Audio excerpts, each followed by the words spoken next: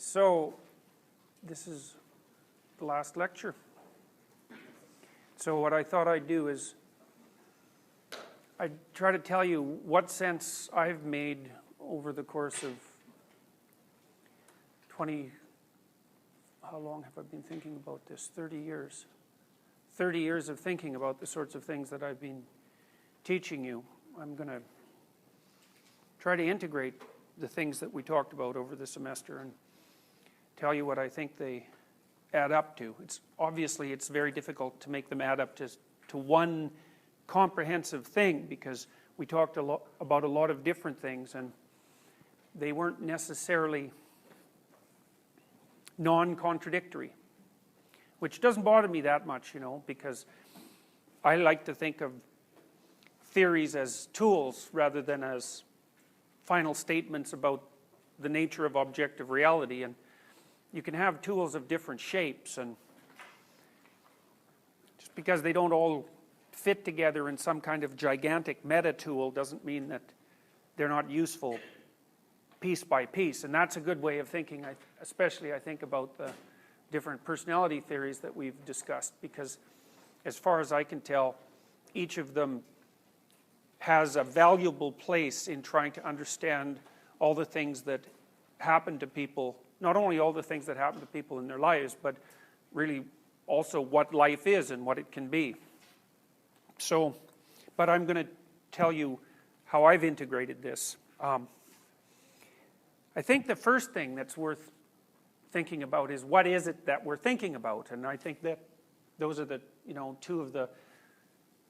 two words that signify the sort of greatest of philosophical mysteries, right? It's like, what's the nature of being? And I like the phenomenological approach to that, because for me, being, and this is the same sort of tack that Heidegger took, is that being is what you experience. It's certainly your being, and that's really what you're primarily and necessarily concerned about. And that includes the subjective. And psychology has to take account of that. It's sort of unique among the sciences in a sense, is that psychology cannot ignore subjectivity. Biology can ignore subjectivity, and so can physics, well, mostly. But psychology is stuck right in the middle of the objective and the subjective, and it has to take both into consideration. And that's especially true when you also consider that psychology is an applied science or art, depending on how you look at it. And it also has to deal with issues of value, because it has to deal with issues of optimal being and suboptimal being, or suffering and health, something like that. So it has to be very comprehensive. And roughly speaking, I suppose you could think about being as what is currently, and becoming as how that's going to transform. But it's more than how it's going to transform too, because it's also how it should transform.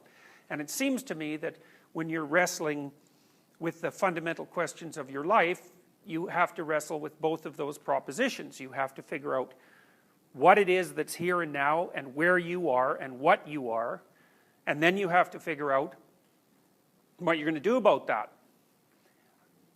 And hypothetically, at least in principle, it seems like people are generally motivated to attempt to make it better. And so then you have to figure out what constitutes better, and then that also means that you are instantly into the domain of values. And not only is there an impetus to make it better, but there's also the fact that while you're trying to make things better, you're also fighting against entropy itself, the tendency of complicated things to fall apart, or complex things to fall apart. And so it requires energy to make things better. It even requires energy just to keep things the way they are. So in some sense, life is an uphill battle, because you're pushing against great forces that act in opposition to your existence.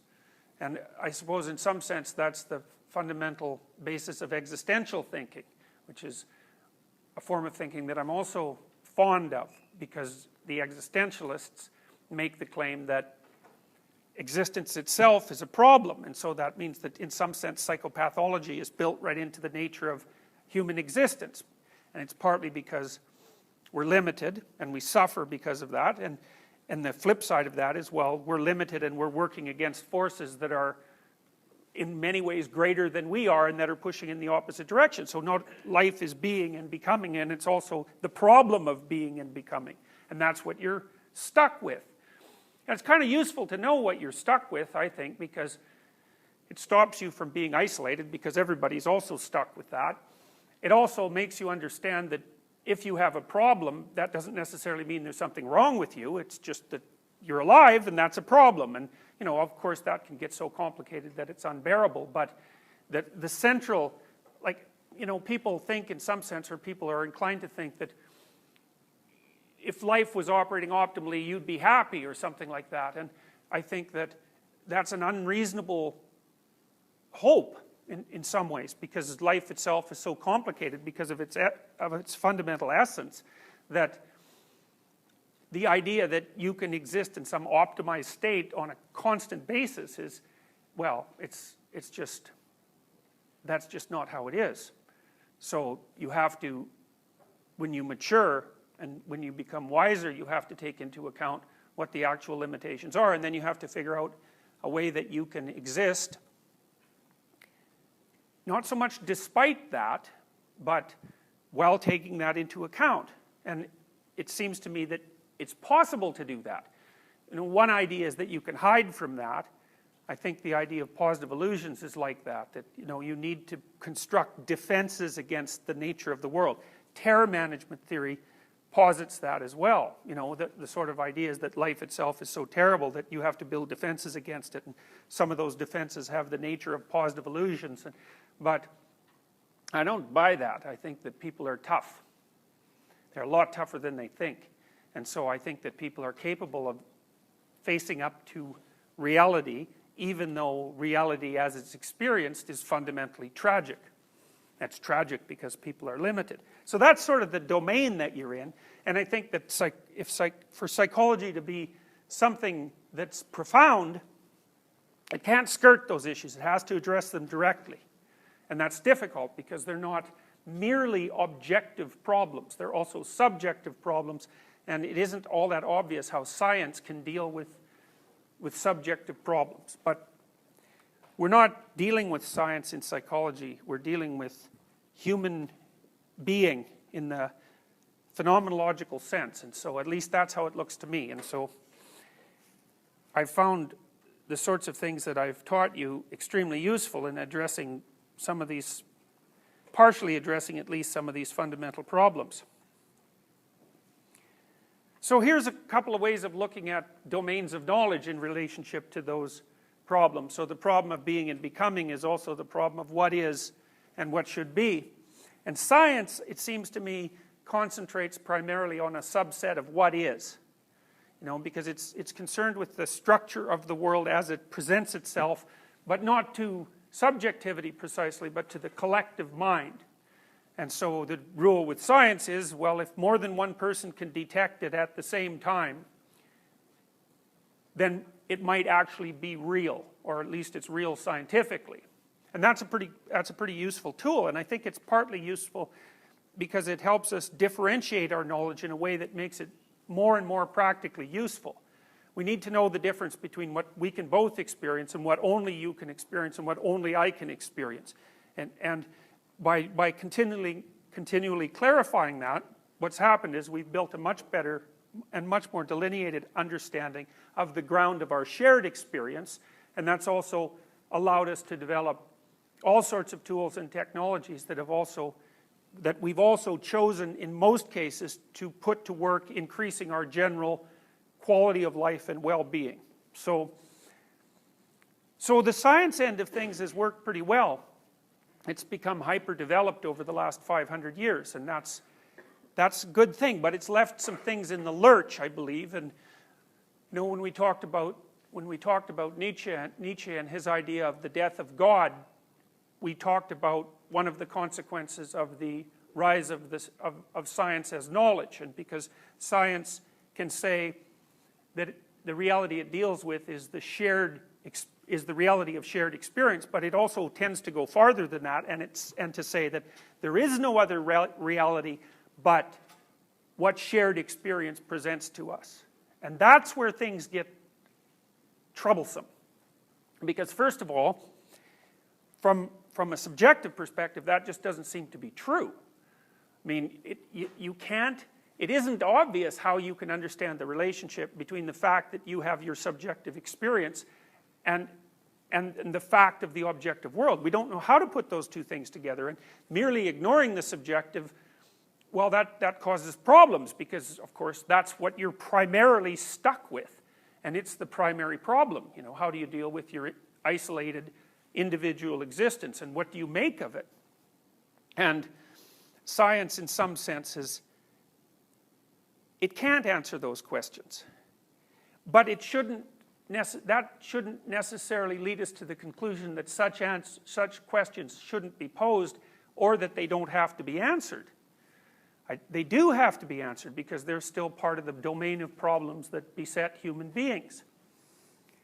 So it seems to me that for a comprehensive picture of experience or of being, you have to use two domains of analysis, and one is the scientific domain, and the other is fundamentally the moral domain. And the moral domain for me isn't, I'm not really saying precisely that the moral domain is the difference between right and wrong, although I think that that's part of it. The moral domain is actually a broader domain of questions, which is, well, how should you act?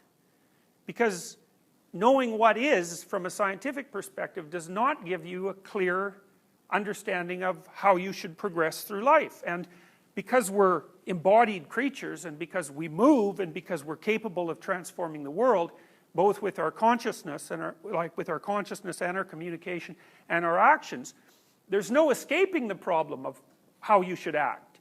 And then it's an even more complicated problem, because it's not only how you should act because of your limitations and your skills, but how you should act given that there's all these other creatures wandering around that are asking the same questions and trying to act just like you are.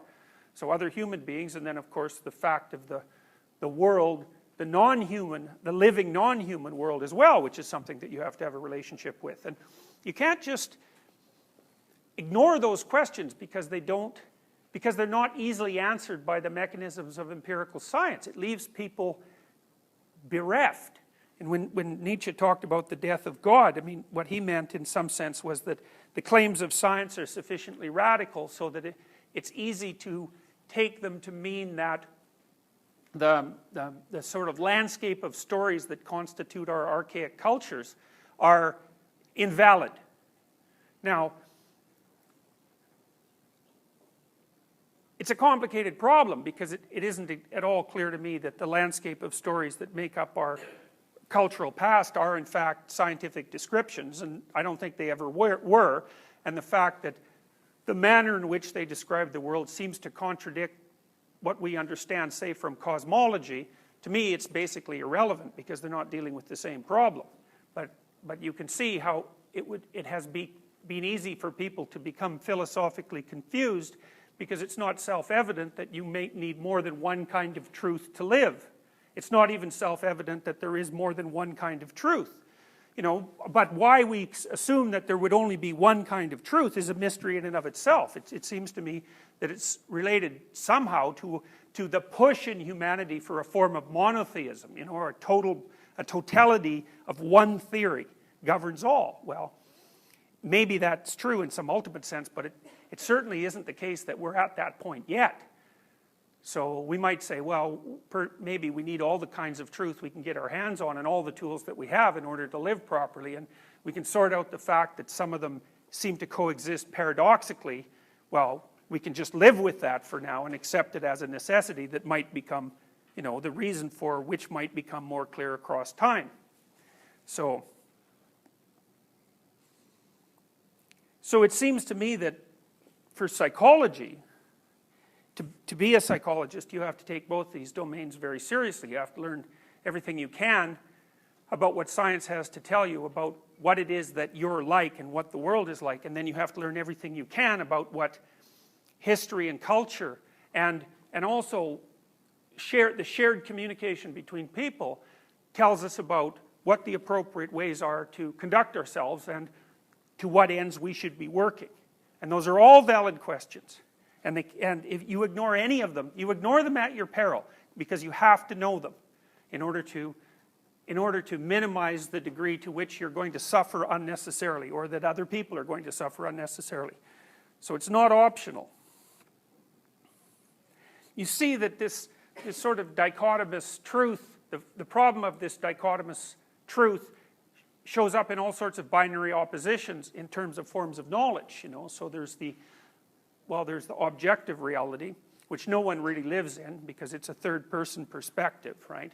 So it's a hypothetical kind of reality, but conceptualizing it seems to be very useful. And then there's the phenomenological perspective, which is your experience is actually reality, and that's what counts, and those two things aren't the same. And that's sort of like the difference between objective and subjective, and it's sort of like the difference between scientific and moral, and it's sort of like the difference between materialistic and mythological. And so those are all dichotomies, or paradoxical juxtapositions of forms of conception that seem to be hitting at this paradoxical relationship between being and becoming.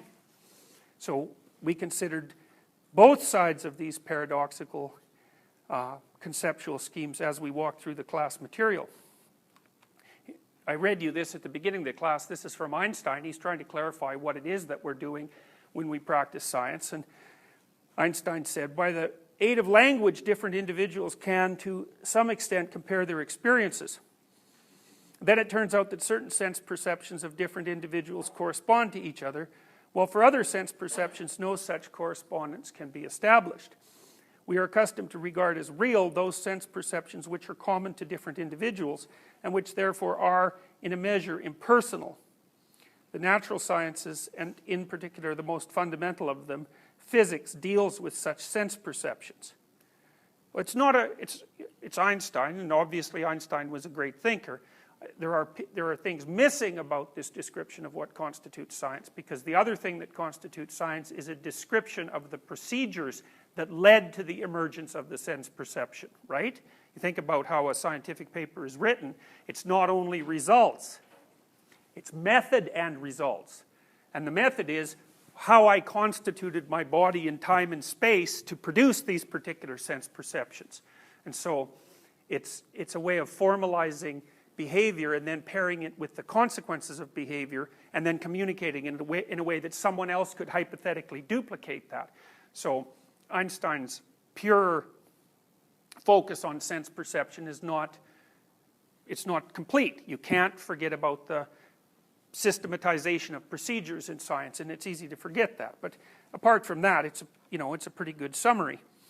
And then Shakespeare, he takes another tack at the whole problem, and this is where the rubber hits the road as far as I'm concerned in terms of how you constitute your individual being. And Shakespeare says, and it's not a metaphor in many ways, this, all the world's a stage, and all the men and women merely players. They have their exits and their entrances, and one man in his time plays many parts. And so from this Shakespearean perspective, your being is more like a play than it is like a collection of objective phenomena.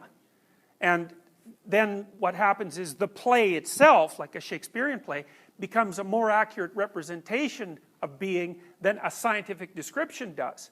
And it's because it plays out, it's because it accounts for behavior, and because it plays out the consequences of behavior from the subjective perspective, because a good play elicits the sort of passions and emotions and motivations that are subjectively experienced that actually characterize your life as you live it. So what that means is the play, a novel, a book, a story, is an abstracted representation of reality that's subject to just as much rigor in terms of conception as a scientific description of a given thing. And it's also real. Well, it depends on what you mean by real, right? Because we already found out what the scientists think of as real, but there's lots of arguments about that, because I might say, well, I would judge what you consider real by watching how you behave, not by listening to what you say about the structure of the world. And that's an existential perspective as well. And so then I would note that regardless of what all of you might say about what you believe about the nature of reality, it's certainly the case that you're going to act as if your own perceptions, your own subjectivity is real. So for example, if something hurts you, you can think all you want about how pain is not objective, but that's not going to get you out of the painful situation, and you're still going to configure your behavior so that you're going to do everything you can, even involuntarily, so that you will work to avoid that pain.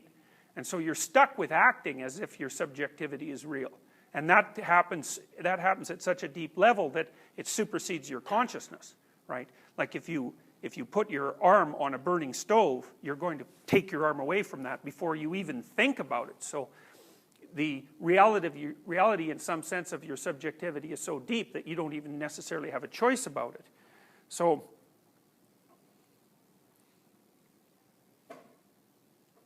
one of the things that I've wondered for a long time is what happens if you take this sort of idea seriously, you know, that you need the knowledge that is constituted in stories because it tells you how to behave, and because you need to know how to behave, because that's actually one of the fundamental problems of life. It might even be the most fundamental problem of life. If, you know, from a scientific perspective, the most fundamental problem is, what are things made of? It's something like that. How do they interrelate?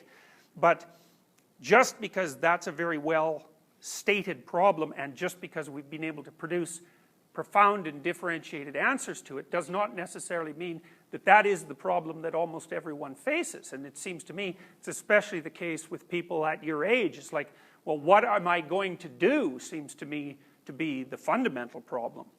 And so, and if the answer to that is, well, there's no real guidance for that, it's just something you have to figure out for yourself, then, you know, that's the sort of thing that makes you question the utility of knowledge per se. And I think it's a weak answer, and I also think it's a wrong answer. There is no shortage of information about how to behave, and there's no shortage of information about what happens if you break the rules of behavior. Now, there's arguments about what those rules are, and it's no doubt that they differ contextually. But just something can differ at one level of analysis and be the same at another. Languages are like that, right? I mean, we all speak a language. The languages are different, but they're all languages, which means they differ at one level of analysis and they are common at another. And how to act is like that too. And I think Piaget is particularly useful for thinking about that, because Piaget is the thinker who I think has done the most work in trying to understand how it is that there might be a basis for what constitutes morality. You know, and Piaget starts with the Shakespearean conception fundamentally. He believes that how to act is the problem. And, you know, we're embodied creatures, and we're very mobile, and we're very good at manipulating the world. We're very good at communicating. And so any psychology that doesn't take into account the nature of our embodiment is a very weak psychology. And Piaget basically says, well, look, you know, you come into the world with some potential for action. It's kind of minimal, but it's enough to get you going, right? It's enough to kickstart you in a sense. And then as you organize your body, and you're doing this neurologically, sort of from the spine up, as we discussed, the manner in which you organize your capability for action and perception is continually modified by your social interaction with other people. So your socialized being is built right into your motor circuitry. It's a pattern. It's not even a conception, it's a pattern. So for example, when you're breastfeeding, you have to do it in a manner that allows your mother to tolerate you. And so even something as simple as the first ways that you use your lips and your mouth, and the way that you express your emotions is immediately going to be modified by the necessity of social interaction. And social interaction can't just proceed any old way, right? So if we have a relationship and it becomes seriously non-reciprocal, you're a fool if it's non-reciprocal in your direction. You're a fool to stay with it. You know, there's something that's roughly like the expectation of 50-50. And that's well established empirically with experiments that you wouldn't expect to turn out that way. So those are the trading experiments, and I told you about them, I think, if I remember correctly. So the deal is, we'll play, the three of us will play. So I have $100, and you can have as much of it as you want, but you have to give him some, and he has to accept your offer. So I've got 100, how much are you going to give him? 30. Would you take that? Okay, okay. Now, so what's been found everywhere is that people roughly center around 50-50. And so even if the amounts are quite high, and even if the people to whom the money is being offered are very poor, in fact, the poorer the people are to whom the money is being offered, the more likely they are to tell you to go to hell if you're not being fair. And so that's built in, and you think about that. Like, it doesn't take much more than that for morality as a system to get going. So if the rough expectation is reciprocity, where that's possible, then deviations from that reciprocity are going to be punished very harshly. And so right there you have the grounds for the emergence of a complex system of human interactions that's by no means arbitrary. Now, it might be, altered to some degree by the particularities of the local environment. There's no doubt about that. But something can have a fundamental pattern and still be capable of, a large number of variants. So what that essentially means, and this is exactly what Piaget observed, is that when you put people together, which you do, because people can't live by themselves, we're highly social creatures, we have a long period of dependence, we have to make our way in, the nuclear family unit, whatever it happens to be, then we have to adjust to the broader group. We have to be acceptable to the broader group, and then we have to learn to maintain the broader group and to contribute to it. Because if we don't, the quality of our experience will suffer dramatically. So you end up outcast or punished or frustrated or disappointed or alone, or all the things that happen if you don't at least uphold a fair bit of your social responsibility. And so what that means right away is that the patterns that constitute appropriate behavior are not just arbitrary. Now, what exactly they are, well, that's complicated. It's just as complicated as Jane Goodall going out into the habitat of the chimps and watching them and trying to figure out just exactly what those chimps are up to. And we kind of know what they're up to. They organize themselves in dominance hierarchies, because almost every animal does that. And then along with that go certain kinds of rules of interaction, except they're not rules, because chimps don't have rules, because chimps don't have abstract conception. What they have is rituals of behavior and shared expectations. But that's the beginning of rules, right? It's like Piaget says, well, if you put children together when they're 7 or 8 and they play marbles, they can all play. But if you take them away from the group and you ask them what the rules are, they really don't know. And all that means is they can dance, and they can dance with other kids, but they can't tell you how to dance. But that doesn't mean they don't know how to do it. And we're all like that, right? Because we're living in these very, very complex hierarchical environments where we inhabit multiple hierarchies, and they're very, very complicated. And we're always wandering around trying to figure out, well, what the hell is it that we're up to? And we don't exactly know, which is why we need the psychology. But just because we don't know what we're up to doesn't mean we're not up to something. And it also doesn't mean that there isn't something that we should be up to.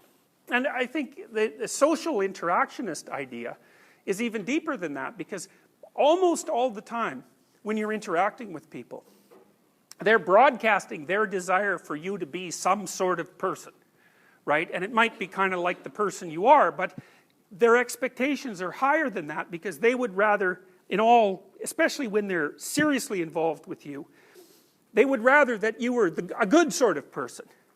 And that's what they demand from you. They want you to listen to them. They want you to treat them properly. They want you to engage in reciprocal trade. They want you to take care of yourself. I'm assuming they're not all resentful and full of hate and all that. They're not just saying, be yourself. They're saying, no, no, no. Be what everyone needs. And that's what everyone is broadcasting to everyone else all the time. is like, be what I need, be what I need, be what I need, be what they need. And so you're always being told a message from people, even if they're just raising their eyebrows at you, or smiling or not smiling, or calling you on the phone or texting you, or not doing that.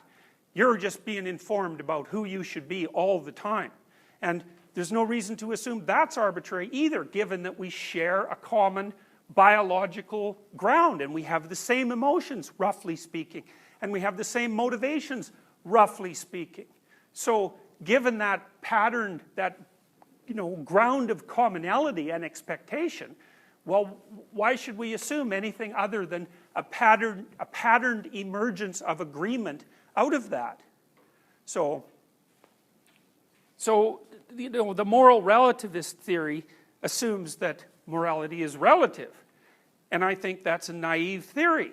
It seems to me that it's relative and non-relative, which means there are elements of it that are fixed and necessarily so, and then there are other things that can vary without a problem, as long as people agree to it. But I think that societies, and this is also a Piagetian notion, that societies that violate the principle of reciprocity are not very stable, because no one's pleased by those circumstances. Some people are slaves and some people are tyrants, and that'll work for a while, but it's unstable.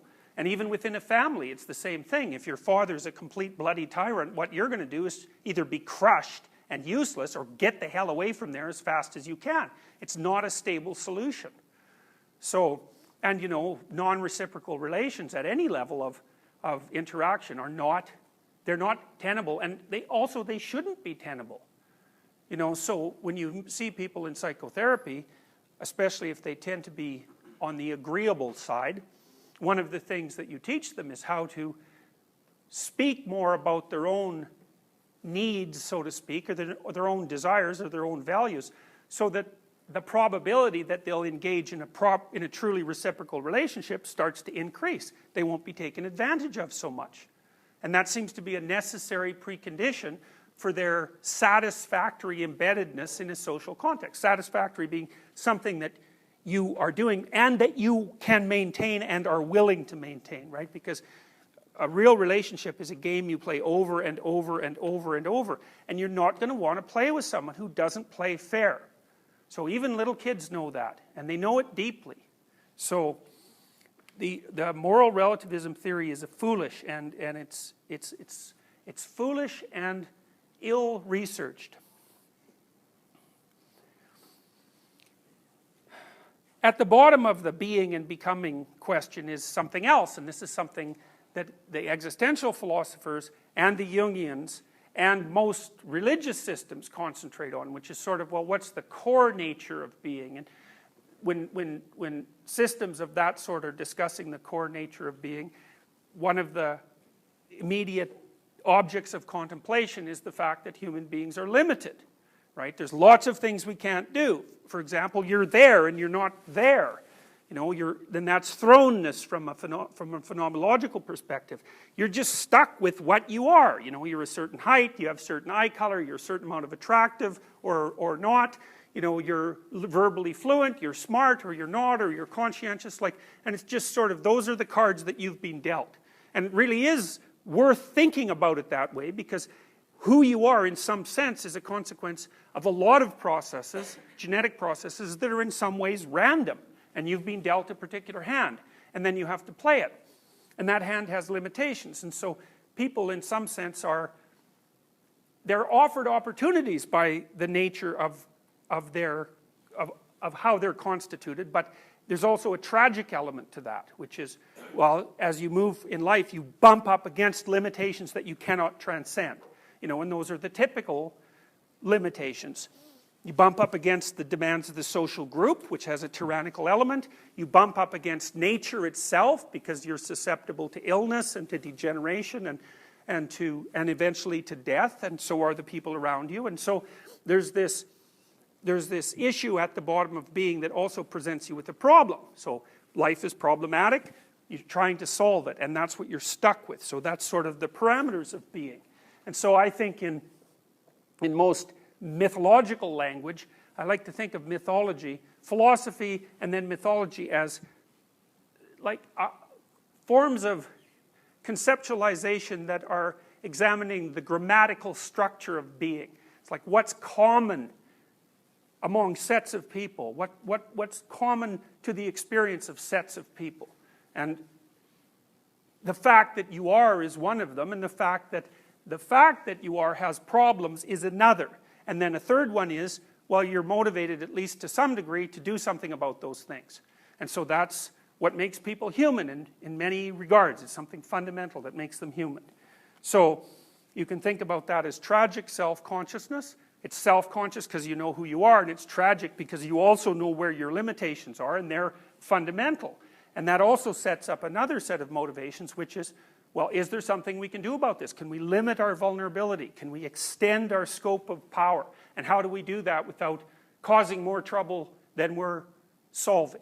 So, with that kind of common problem at the basis of our being, that's also what enables us to communicate.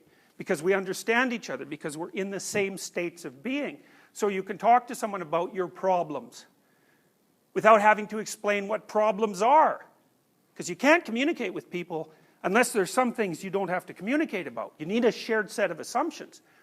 And one of them is, for example, that you have problems. Another is that maybe you're looking for solutions. Another is that maybe communication about that is helpful. You know, none of those things have to be established before you start communicating, because everyone's already got those presuppositions built right into their understanding. So I've modeled this, you've seen this lots of times now, and I've sort of modeled this like this, and this is a cybernetic model in many ways. And it's based, although I didn't know it when I developed it, it's based on the thinking of Norbert Wiener, who was an artificial intelligence genius. And it basically presumes that, it's a modified version, it presumes that wherever you are, you have some conception of where you are. That's your current understanding of the world. It's flawed. Just because you're here doesn't mean you understand everything about being here, hopefully because you have low resolution conceptions. You don't know anything about the people around you. As long as they sit down and shut up and act normally, that's no problem, because you can easily ignore them. But they're full of weird potential, and God only knows when that's going to emerge from one of them. So I'm saying you know where you are, you have a model of what you are, but it's shallow and potentially flawed. And part of the reason that you can get away with that is because there's this implicit agreement among all of us not to do anything that violates general social expectation. And so that's partly how you can get away with the fact that you don't know anything about anyone. It's like, yeah, they're peculiar, like rhinoceroses and ostriches, and God only knows what they're up to.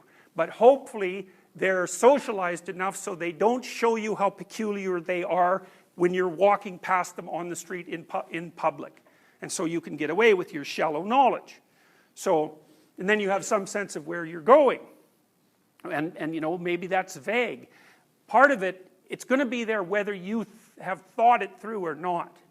And the reason for that is, as we've discussed, the biologists are pretty good at informing us on this part, is that, you know, at the base of your cognitive, emotional, motivational, perceptual structure that gives rise to your being are these systems that are going to push you in some direction, as a motivation systems or emotion systems. So if you don't drink water long enough, pretty much that's all you're going to be able to think about and value, and not only that, see the world through. Because when you see the world as a thirsty person, you're not seeing the world the same way that someone who has had plenty to drink sees it. So, you know, so you have this space that defines where you are, and this conception about where you're going, and you think where you're going is better, and you have a theory about how you're going to transform the present into the more desirable future. But you can make an error at any level of that conceptualization. And that's sort of a modification of Jeffrey Gray's theory, the cybernetic theorist, because what they believed was that you see the world. You expect certain things to happen when you act. And now and then, when you act, that expectation is violated. And so then you have to reconfigure your behavior or your conception of the future. But that's not quite right, because you don't see the world, right? You perceive the world through a fog of preconceptions, and in a manner that's impaired because of your tremendous cognitive limitations. And what that means is that when you're wrong, you can be wrong anywhere in that model. You can be wrong because you don't know where you are. You can be wrong because you picked the wrong behaviors to manifest, or you can be wrong because your conception of where you're going is flawed in that you're not going to be happy when you get there, or maybe it doesn't even exist. And I think you see this most painfully when you're in a relationship and you're betrayed. Because if you're in a relationship and you're betrayed by someone, then it's pretty damn clear that you didn't know where you were. Now, it's also then clear you don't know where you're going, and also that you probably don't know what you're doing. So that's very painful. But it's in human relationships in particular, I think, that you find out how fragile your conceptions of the present actually are, and that you're not dealing with the world. You're dealing with a very oversimplified and presupposition-based conception of the world. You know, because maybe you think your partner loves you and is trustworthy. And maybe you think all people are trustworthy, you know, because you're naive. And then you find out, well, if that's love, you don't want any of it. And they're not trustworthy. And then what the hell? It's like, well, you don't know where you are. You don't know where you're going. You probably don't know who you are anymore. You certainly don't know who the hell that person is. And because you don't know who they are, or you are, then maybe you don't know who anyone is. And that puts you in a place too. And so one of the things that I've thought for a substantial amount of time is that you can think about that. I'll go back like this. When you're thinking about the structure of the world, and one element of the structure is that there's the place, those are two serpents, by the way, I just found out about that recently, two snakes, a very common mythological motif. They represent, this is Tao, right, from the Taoist, from Taoism, and from the Taoist thinkers, and Tao basically means something like being, or something like the way, which is like the path of life. And it's more phenomenological than scientific. What it's basically saying is that your experience is composed of two domains, always, necessarily. One domain is the orderly domain, and the orderly domain is the place where, when you act, what you expect happens, or more precisely, it's the place where, when you act, what you want happens. And that's orderly because you understand it well enough so that the snakes don't escape when you walk forward. You know, your limited preconceptions are sufficient so that they map onto the environment as it emerges as you act. That's an orderly place. And fine, that's not a bad place, you know. It's like you want most of your experience to be that kind of place, because otherwise it's just too overwhelming, right? But the problem with order is that you can have too much order, and all the variability of your experience can be pushed out, and then you get bored. So the answer isn't total order, and we've also talked about what happens when the answer becomes total order, right? Because that's the totalitarian solution. And we kind of think that maybe it's grounded in not only in fear, but also in disgust, or maybe mostly in disgust. And so the opposite of the orderly domain seems to be the chaotic domain. And the chaotic domain is where you are when you don't know where you are. And that's not a geographical place, although it can be, because you can get lost, say, in the city, and then you're in chaos. But it's more like, it's more often, I think, an interpersonal place. You know, I think people encounter chaos most often, in its deep sense, when their relationships with other people go seriously wrong. And so that's when you're confronted with all the things you don't know. It also happens to you a lot when you're interacting with complex technological machinery, and it fails on you. Because as soon as it fails, it's like, well, at one second it's your little gray box with keys that you could push, and at the next second it's God only knows what. And you are certainly not capable of, generally speaking, of dealing with that. So the Taoists say, well, the world is made up of yin and yang. That's the terms that they use to conceptualize it, and that's often translated as, you know, yang is masculine and yin is feminine. But that doesn't mean male and female.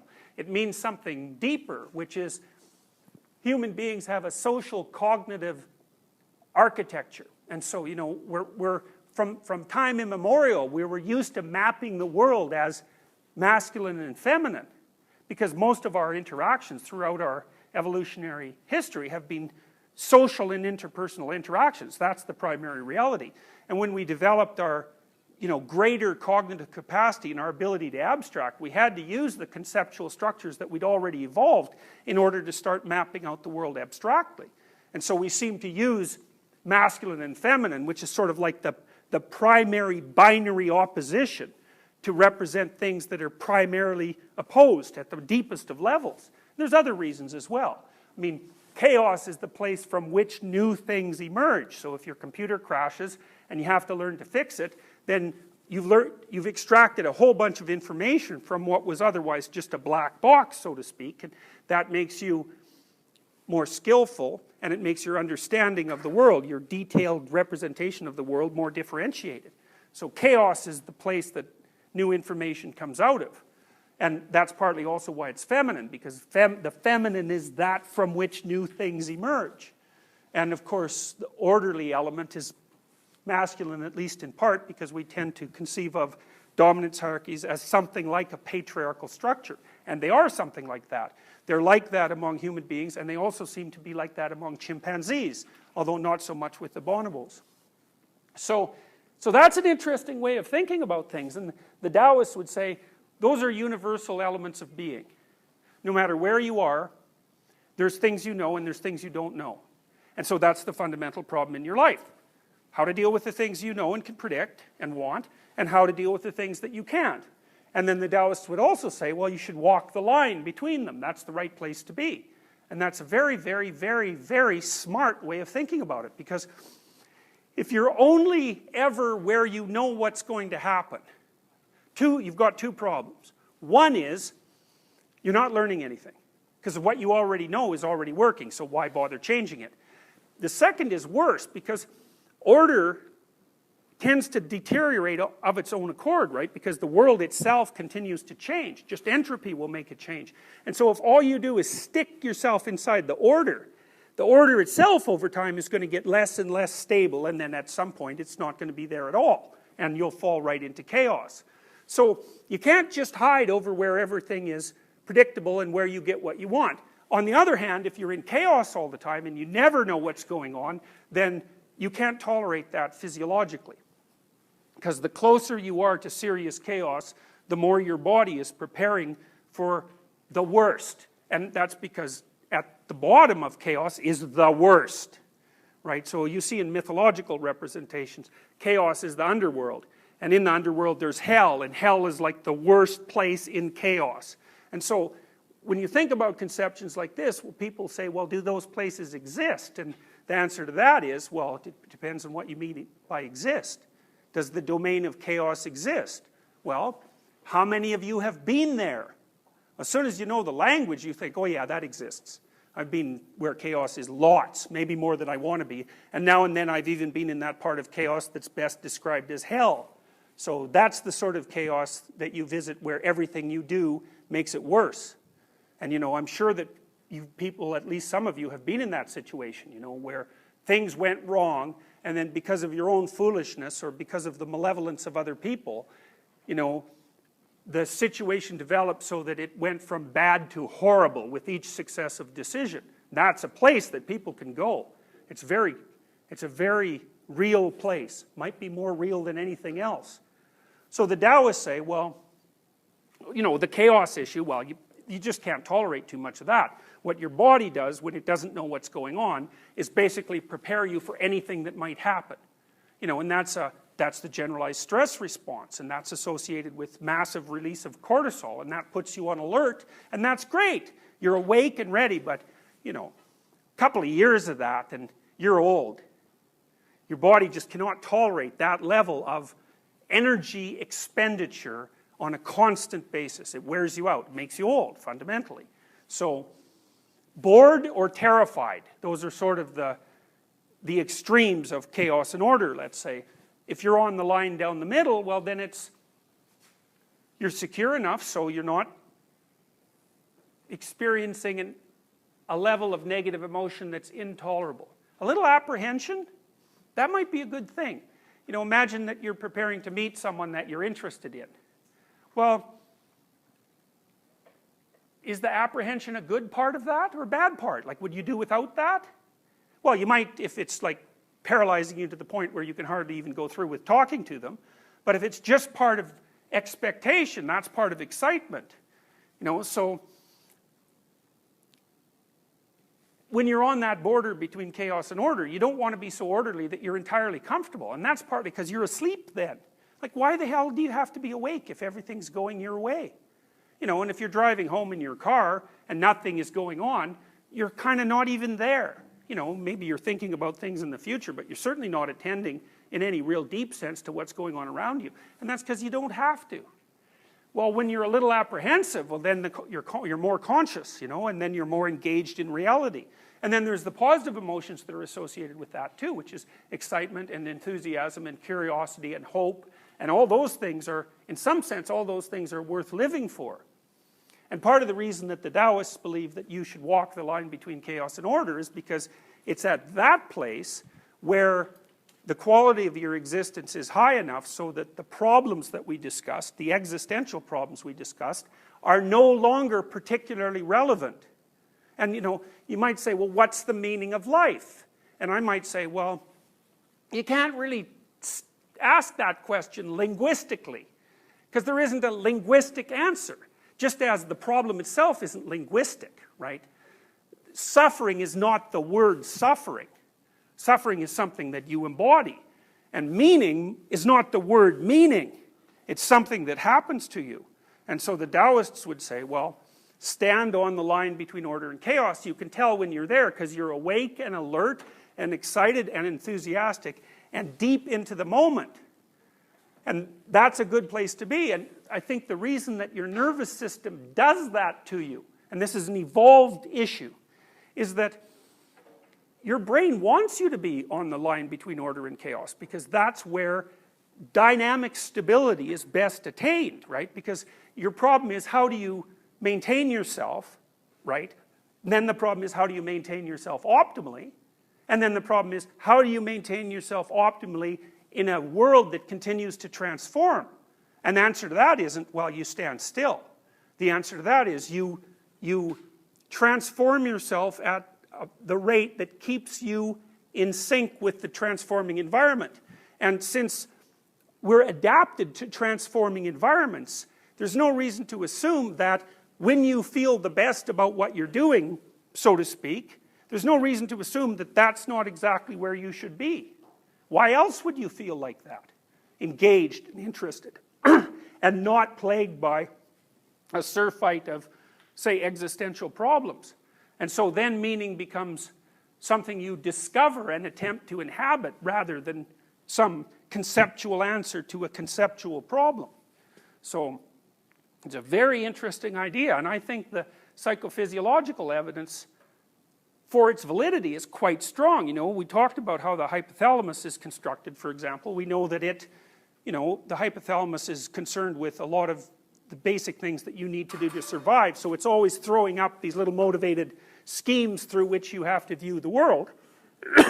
Fine, you have to deal with those, but when you have dealt with them, it defaults to mild exploration, and that's governed by, by pain and by fear and by disgust, because you can't have your exploration be entirely unbridled. But the optimal state of existence looks like something like engaged interest with what's going on without too much apprehension. Now, not with zero apprehension, because the apprehension also wakes you up a bit. And that's the place where information flow is maximized. That's the place where you become more than you currently are. And that's the place where your description of the world becomes deeper and deeper than the one you already have. So that's the place where you get to have your cake and eat it too. Sufficiently secure, but also engaged in a game that ensures that that security maintains itself across time. So if your life is composed of order and chaos in a sense, and that's part of your fundamental existential problem, how to deal with chaos, how to deal with too much order, in some sense, your nervous system already sets you up for that. Now, and that's associated with some of the deeper ideas that have been put forward by people like Jung, and then to a lesser degree by people like Rogers and Maslow, who believed in something like human potential or human self-actualization. And Jung's idea was a deeper idea than that, was that when you're operating on the border between order and chaos, and you're interested in something, that's when you're where you are. That's when you're there. You're interested in something and you're captivated by it. Jung would then say, if you try to stay there, which means you follow that, it will take you to all the places that you don't want to go. It'll take you to all the places in your past that you haven't made complete use of, and it'll take you to all those places that you're avoiding in the future and the present. That's what that mechanism is for. And the reason it'll do that is because with all those experiences that you've had in the past that you've avoided or you haven't made thorough use of, there's still sort of latent world left there. So, you know, you see this with people in their relationships. It's like, say a woman is going out with an abusive guy. She finally drops him. And it's like, boom, next relationship. Oh, look, it's another abusive guy. And then she drops him. And then the next relationship, it's like, it's another abusive guy. And Freud called that the repetition compulsion. But you might think, well, what is missing in her worldview that makes it such that when she acts, she keeps running into the same obstacle? It's like her map isn't correct. And so then you might say, well, if she went back to the first relationship and really dug around in the carcass, so to speak, she might find out what the hell she's missing. One thing might be, well, when exactly do you say no? And how do you say it? You know, because abuse, for example, usually starts out, it rarely starts out that the person is calm and then you end up pounded flat. It's like the person who's prone to abuse is disagreeable, and so they'll push you. And then what happens next depends on how you respond. And if you step back, and you step back, and you step back, and you keep doing that, the probability that the aggression, the person can't control the aggression, say, because they're not well socialized, unless you put a limit on it, it's just going to chase you. It's going to get bigger and bigger as you step backwards. And like very many things are like that in life.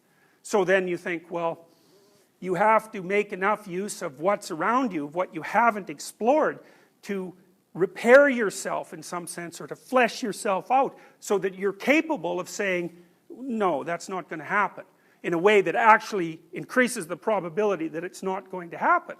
Now, I'm certainly not saying that, you know, everybody's in an abusive relationship deserves to be in one.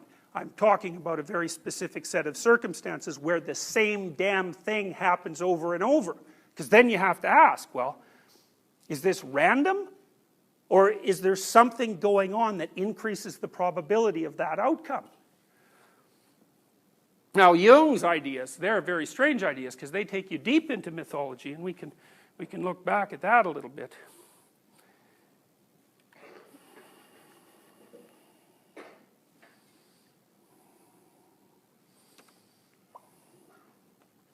All right, so the idea, well, you've got this little framework that you have to look at the world through. It tells you approximately where you are, approximately where you need to go, and approximately what you should do to get there. But it can be wrong at any level of analysis. So then you ask, well, what produces those little worlds?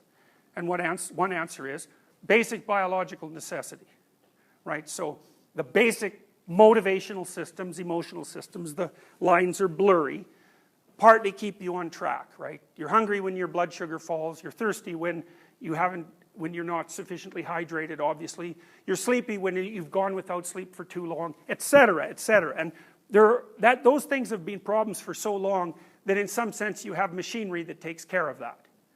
Okay, so that's modeled there. I sort of roughly broke the fundamental motivations into those that keep you going and those that help you propagate, because in some sense those are the two Darwinian problems that you have to solve in life.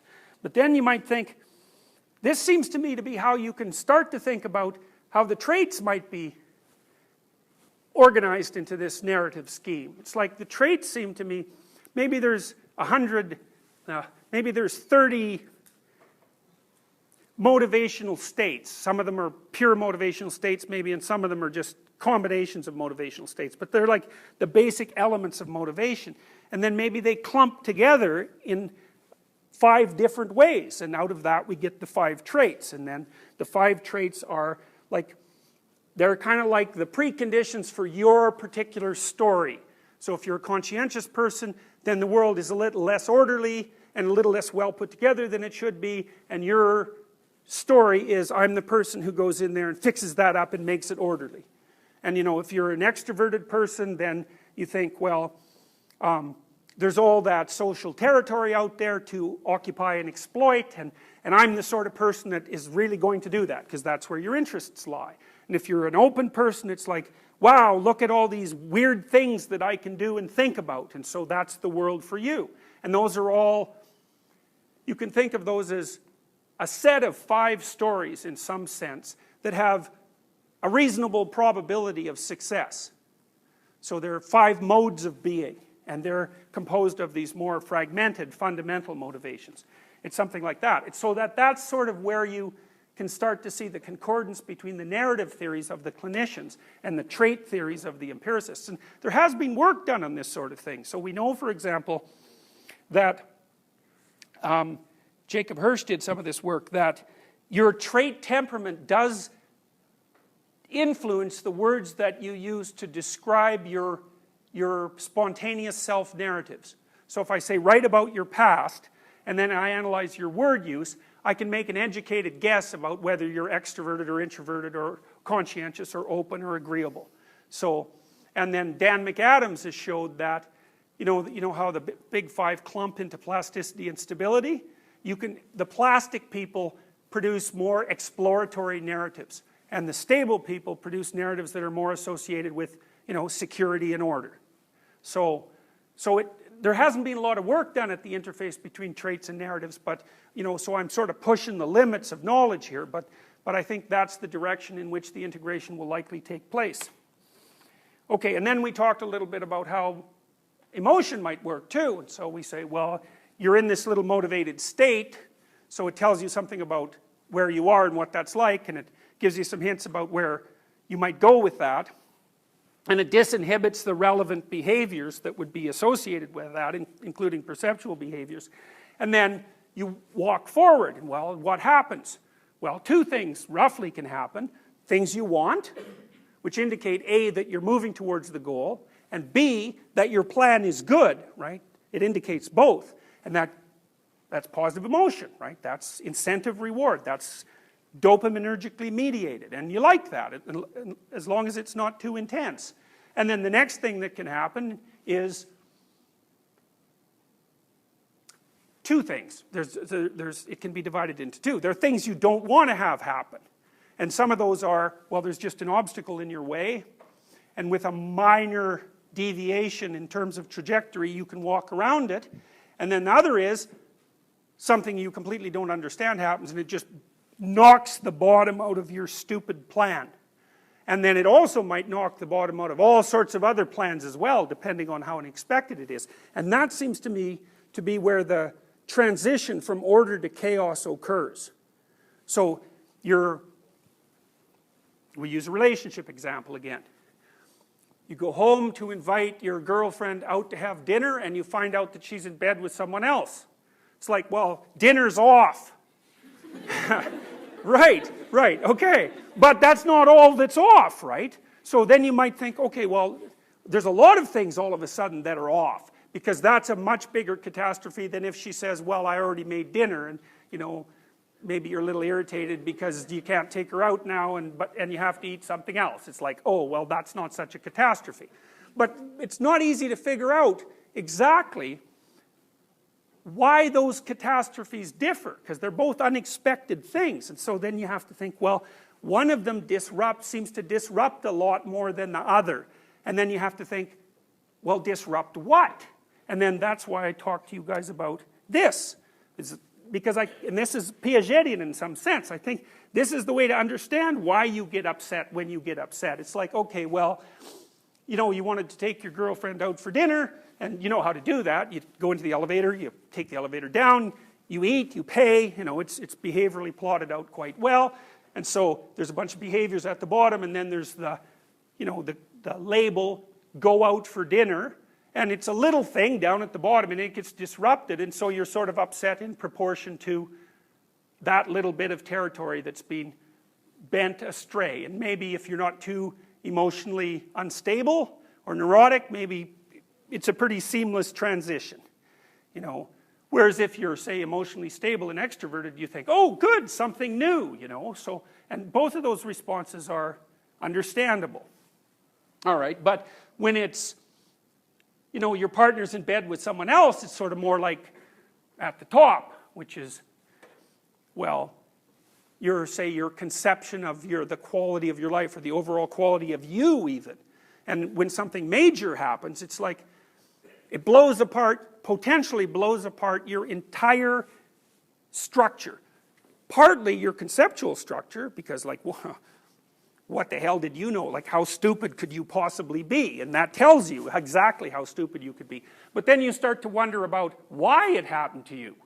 And partly that's because you're stupid, or at least that's what you think. But then it's also because, well, maybe there's a whole bunch of skills that you don't have. Like, you know, if you were a better person, if you were more interesting, if you went, you know, more places, if you were more caring, if you weren't quite as selfish, if you were more conscientious, right? Because then you start to think, well, what do I lack? It's not only what have I misperceived, it's what do I lack? And when you get hit at a high level, like your partner betrays you, it's like you're infinitely stupid and you're infinitely worthless. And that's chaos. And so then you're in chaos, and well, what then do you do? Well, the best answer to that is you avoid it to begin with. You take the steps along the way that decrease the probability that you're ever going to end up there. And that's, in some sense, that's what that means. So, you know, if you look at this conceptualization, you can kind of see you're moving from point A to point B, and then the unpredicted outcome is like a hole in your plan. It's like that's not supposed to happen, because if you had a good plan, something you didn't want to have happen wouldn't have happened.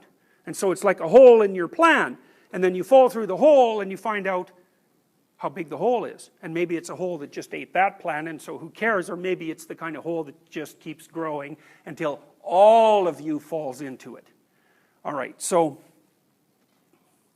how do you deal with that as a possibility, especially given that you have limited knowledge? And so that's what this means. And this is the same thing, basically, as the Taoist representation. Because the Taoist representation, Tao also means meaning, eh? And so being on that line between chaos and order is meaningful. And the Taoists believe that you should be where things are meaningful. That's the right place to be. And you think, well, it's a good place to be if you think about it, about, you know, your own experience. When you're doing something meaningful, you think, you don't even think about it. It's just, this is a good place to be. You can notice it, and maybe you can notice it and continue to do it more. And that's what the existentialists would call striving for an authentic existence. You know, and you can think about that as, well, it's philosophy. It's like, no, don't be thinking that. It's advice about how to structure your life so that its quality is sufficient, so that you don't become resentful and full of hate. Like, it's not casual, well, here's some philosophical ideas to think about. It's like, you got to take this seriously, because if you don't, not only do you not have a good time, because you just aren't paying any attention, but you'll also turn into the sort of person who's highly motivated to make sure that no one else ever has a good time as well. And so you go from just kind of being useless and miserable on your own, when that becomes sufficiently useful and meaningless and painful, then you're undoubtedly going to start to dream about taking it out on all the other people whose fault it is that you're unfulfilled and miserable. And so it doesn't, if you don't stay in that meaningful place, so to speak, so that your life is acceptable to you, you don't think that you're the only one who will suffer. You're just the beginning of the suffering. Now with this is a great image. It's really old, you know. The oldest story we have, which is called the Enuma Elish, I told you a little bit about it, the Sumerian creation myth, is the myth about a hero basically going out to conquer some vaguely reptilian, dragonish chaos beast. And that's really, as far as I can tell, that's really the story of humanity there. And the story of humanity is, you look on the right, there's a hole. And that's the hole that your plans, that's the hole that you fall into when your plans don't work. So that hole's always there. And at the bottom of the hole is something terrible. And that's what the dragon is. And then the little castle at the background, well, that's order. That's where you live. And this thing that crawls out of the hole to face you is always threatening order. And the answer is, well, then what do you do about it? And one answer is, man, get those walls up, 800 stories tall and 500 feet thick. And the problem is, well, you can't get out of a castle that's that thick. So maybe that's not so good. And the other thing is just to throw your hands up in despair and say, well, what the hell is the use of having a castle anyways if there's just going to be dragons around it? And then the other one is, well, maybe we should take care of it when it's relatively small. And so, when you're in a relationship, for example, if you don't want it to fall down a pit, then you have to notice when the little dragons are popping up. And those are things that disturb your equilibrium, that produce some negative emotion, but that also sort of call out to you, this isn't acceptable, I should do something about it. And the most important ones to not avoid are the ones that call out to you, this isn't good, I should do something about it, I know what to do, and I could do it. And if you step back from that, well then, all that'll happen is those things will multiply, and multiply, and multiply, and multiply, until they're so big that you're no match for them whatsoever. You'll trip over it, fall down that hole, and that'll be that. And so that's a bad outcome. So that's part of the moral obligation, say, that the existentialists lay on people, and the Jungians as well. It's like, wake up, pay attention. If things aren't going the way that you want them to, and then do what you can as fast as you can to say something about it and fix it, fix it, fix it. Do the things you can to repair the things around you that are producing low quality experience. And then what happens?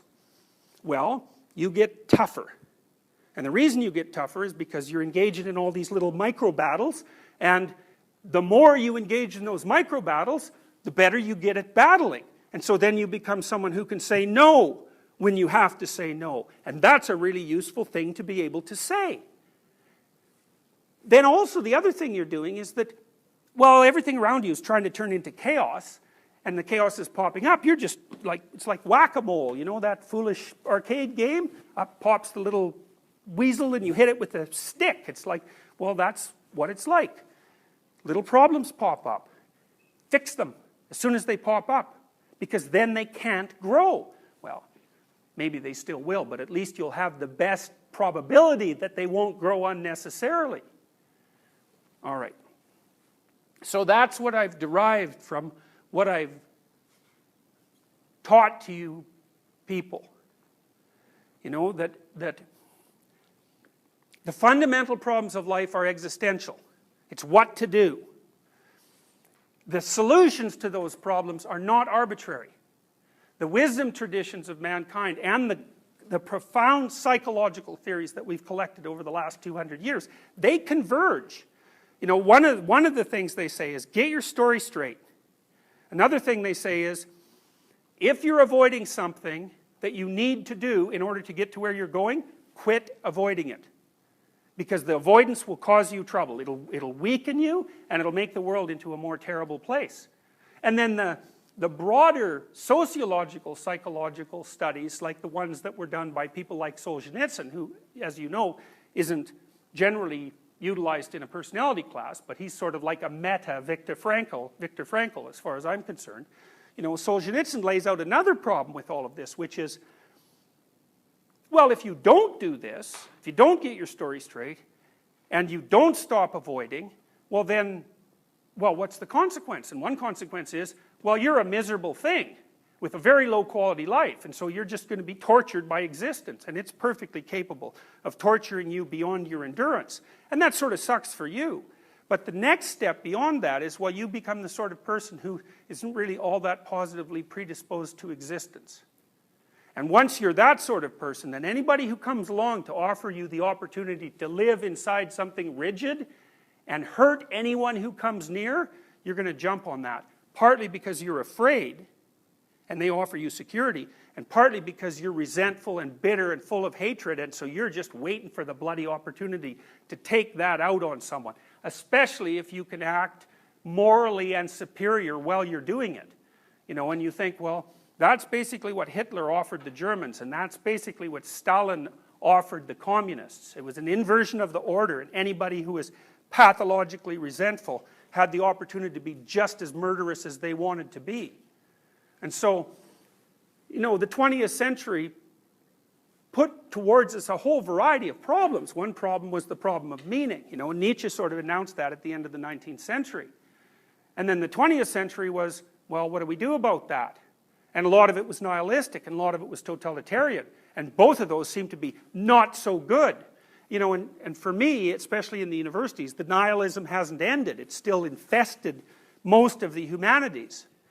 But the nihilism and the totalitarianism, they are not the only opportunities. They're not the only options. And you know, it is possible for people to pay attention to their lives in such a way that they straighten out. And if you straighten out, man, you get tough. And you get useful. And if you're tough and useful, then life isn't so horrible. Or even if it is, you can hack it. You know, because making life not horrible, you'll have limited success with that. But making yourself tough enough so that won't corrupt you, that's a possibility. And then the upside to that is, well, you're not going to be a totalitarian, and you're not going to be nihilistic, and you're not going to be like a primary danger to the structure of the social unit around you. And who knows? Maybe it's even better than that. You'll be good for you. That'd be good. You'd be good for your family. That'd be good. You'd be good for your community. That would be good. That's an equilibrated state from the Piagetian perspective, right? You're living so it works for you. It works for your family. It works for your community. God only knows. Maybe it even works for the planet. I mean, that would be the hope. Well, that's a pretty good thing to aim at. And the other thing to think about in that regard is, life is hard enough, so you need an adventure. You need an adventure to justify it. Like, it has to be worth it. You know, and one real adventure is, see if you can get your act together. That's hard. And it's an adventure. And it's partly an adventure because if you make that your primary goal, say, to not avoid things, to tell the truth, to aim at the highest value, things start to happen to you. They're not things that you're manipulating the world to get. They're just doors that start to open. And God only knows how many doors will open to you if you do that. And that makes things extraordinarily interesting. And once things are extraordinarily interesting, the fact that life has its limitations and that it's full of suffering, you think, yeah, well, you know, all things considered, it's not such a bad bargain. And so to close, one of the things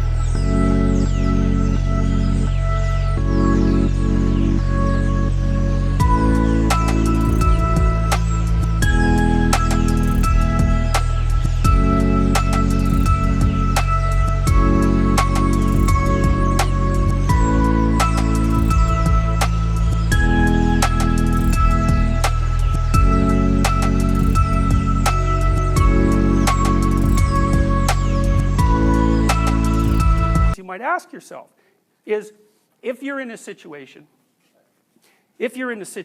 where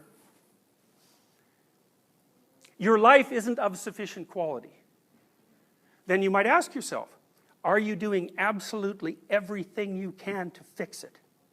And then you might say, well, let's not draw any final conclusions about the utility of existence and its value until we're sure we've got our act together and are seeing things straight. And that's worth pursuing. That's what you should be learning in university. You know, because that's the proper path of a citizen. It's the proper path of someone who's attempting to put the world straight. And that's the best thing you can do. And it's not only because it's right. It's because what's right is actually what's best for you. So that's what I've learned from the stuff I've been teaching you. So thank you.